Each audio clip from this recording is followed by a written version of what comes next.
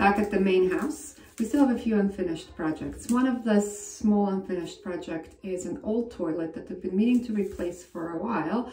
The main problem is that it doesn't flush very well. But the second problem is that it has a large gap between the wall and the tank.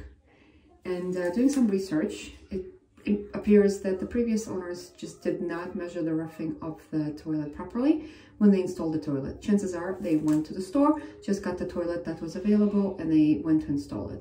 The real solution here is properly measuring the roughing of your toilet. And some old houses still have 10-inch or 14-inch roughing. Actually, this house has all of them, 10, 12, and 14, so it runs the gamut, but you really have to pay attention at what kind of toilet you really need.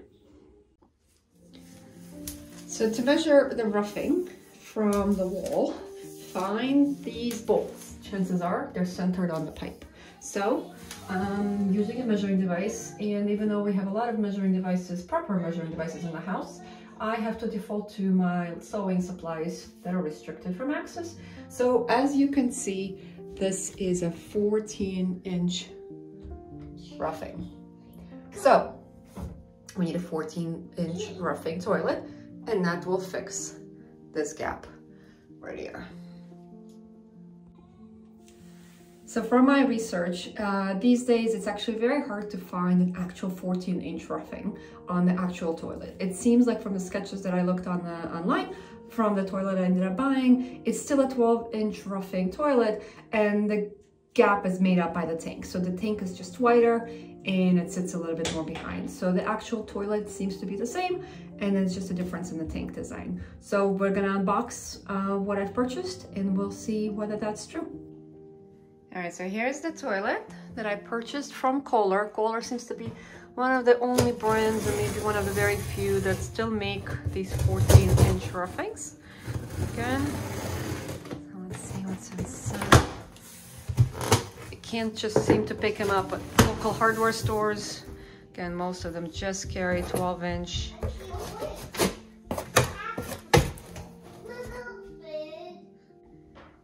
All right, but it seems to be fairly well packaged. Let's continue opening. One thing that was disappointing is that the kit didn't include a wax ring. Didn't include a seat cover, but I could kind of understand that, but it didn't include the wax ring, so I had to make an emergency run to the local hardware store. So this is the bowl, and it does seem to be the standard bowl, but again, we'll see it in a second. All right, now it's time to remove this toilet. So flush it a few times, turn the water off, flush it a few times, empty your tank, make sure it's empty before you start removing your stuff. At this point, loosen up these bolts and wear gloves. It's a toilet after all. Your call. Now it's time to remove the water hose. Just in case, have a bucket underneath or something to catch any drops that might be remaining. So this is the 2-inch gap from the wall in the tank because it's a wrong size toilet. Remove the old caulk.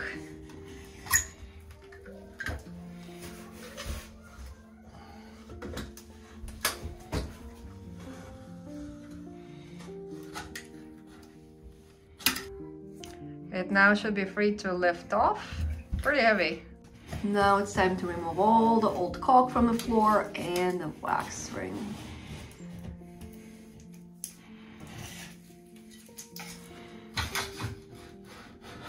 Using a sharp blade helps you get the caulk off.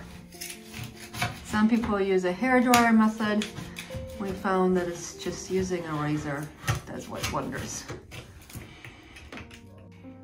When we were at the hardware store, we saw a new approach to these toilet sealers, not wax rings, but some sort of plastic looking contraptions. If you've used those, let us know in the comments what you think of them and the difference between. Or at this point, the new wax ring is in and the new toilet's going on. We chose the round bowl because this is a very small bathroom. So to save room, we went with the round bowl, which means there's a little bit of old rust because it was an elongated bowl still visible. We're gonna have to figure out how to clean that. If you have any tips, let us know. Time to test the toilet. Put some water down. Check for leaks. Better now than later. Don't see any leaks. So far, so good. So note the toilet does not sit flush with the wall, and that's okay because the difference is really made up between the tank and the toilet. So that's how they're designed. So it was a little disappointing that it didn't fully close the gap. The gap is much smaller. So a roughing may be just completely irregular. It might be 14.5 or 15. So the bolts don't quite align to the center of the pipe, but it is smaller. Here's the after. According to the technical drawings, this should only be less than 1 inch, 3/4 of an inch opening. Ours is definitely bigger.